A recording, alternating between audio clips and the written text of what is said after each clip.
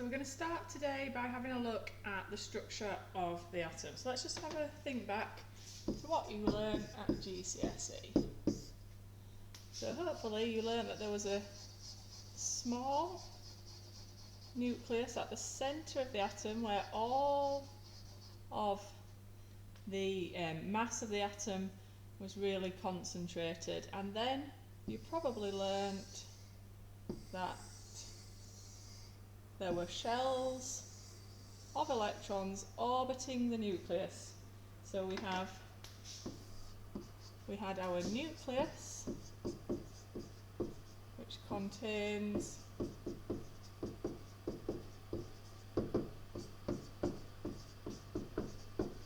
protons and neutrons,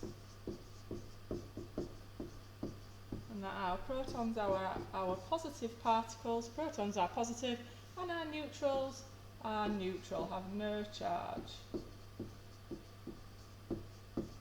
But both those two particles have relative mass of 1, but both those two particles have a mass.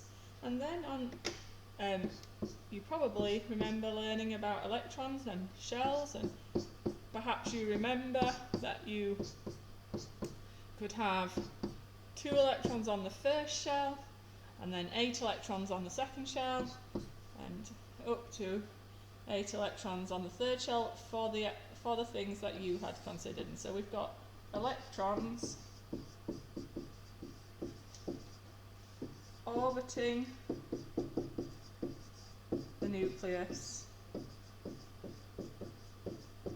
in shells. And at A level we might still call those shells, sometimes we might call them energy levels, but we also know that our electrons are our negative particles.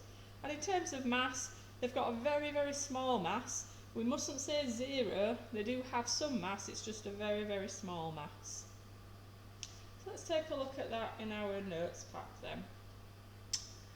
What we're going to do is we're just going to have a look at the structure of an atom, and if we think about something that we could perhaps draw, and we could show the centre of the nucleus as well, we need to think about what atoms are small enough for us to draw a diagram of.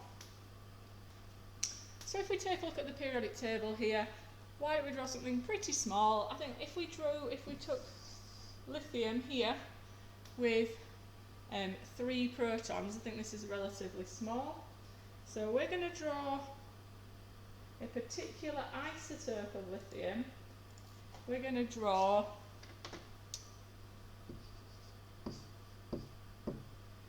lithium with a proton number, an atomic number of 3, and a mass number of 7. So this is a particular isotope of lithium.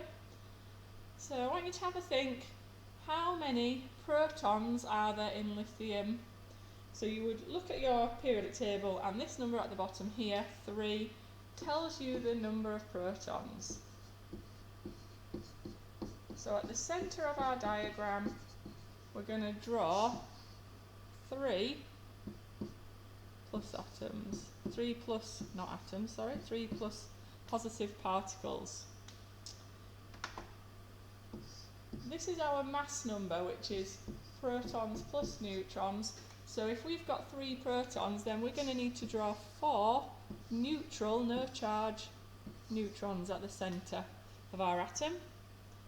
Now if this is an atom, there's no charge here, so there's no charge, we've got no charge on the thing, and so if there's 3 protons, there will be 3 electrons.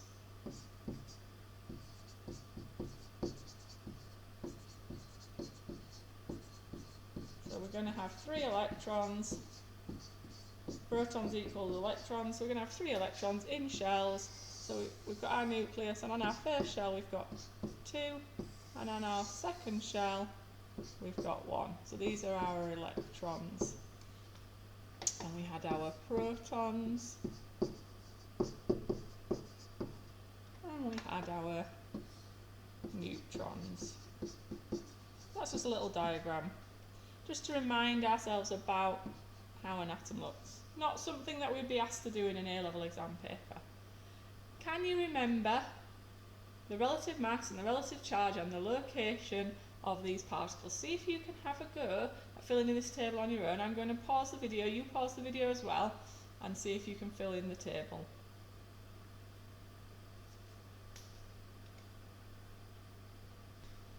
So there we go, we've got protons have a relative mass of 1 and a charge of +1. Don't just write plus, it must say +1 and are found in the nucleus.